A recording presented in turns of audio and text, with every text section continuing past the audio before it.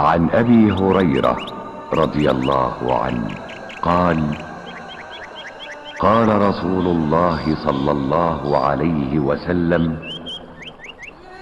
إن الله تعالى طيب لا يقبل إلا طيبا، وإن الله أمر المؤمنين بما أمر به المرسلين، فقال: يا أيها الرسل كلوا من الطيبات واعملوا صالحا.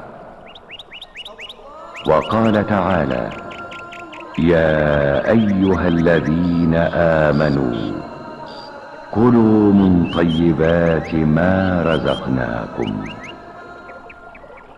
ثم ذكر الرجل يطيل السفر أشعث أغبر يمد يديه إلى السماء: يا رب يا رب، ومطعمه حرام ومشربه حرام وملبسه حرام وغذي بالحرام، فأنى يستجاب له.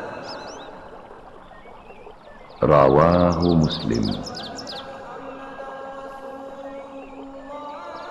Od Ebu Hurejre radijallahu anhu prenosi se da je Božji poslanik sallallahu alejhi ve sellem rekao: Allah je tajib, to jeste čist i ne prima ništa osim čisto.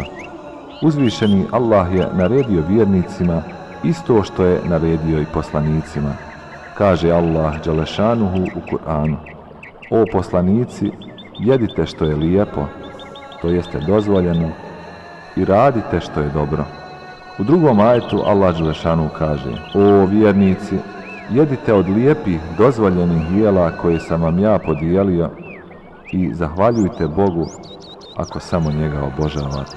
Veli Ebu Hurejre, zatim spomenu Božji poslanik sallallahu alejhi ve sellem čovjeka koji dugo putuje, raščupan, prašnjav, pruža ruke prema nebu govoreći: Gospodaru, Gospodaru, a jelo mu je haram, piće mu haram, odjeća mu haram i odhranjen je sa haramom, pa odakle će se njegova molba uslišati.